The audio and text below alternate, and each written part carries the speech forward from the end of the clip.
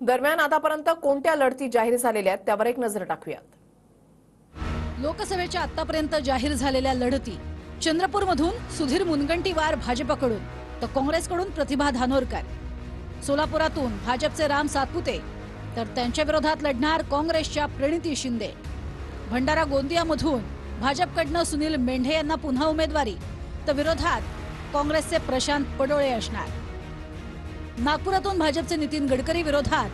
काँग्रेसचे विकास ठाकरे लढत होणार,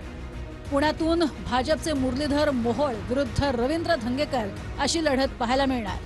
गडचिरोलीतून भाजपचे अशोक नेते यांना पुन्हा उमेदवारी तर त्यांच्या विरोधात काँग्रेसकडून नामदेव किरसान लढणार, नंदुरबारमध्ये हिना गावित यांच्यावर पुन्हा एकदा भाजपने दाखवला विश्वास तर काँग्रेसकडून गोवाल पाडवी निवडणूक लढवणार, नांदेडमधून प्रतापराव चिखलीकर यांना पुन्हा एकदा भाजपकडनं उमेदवारी,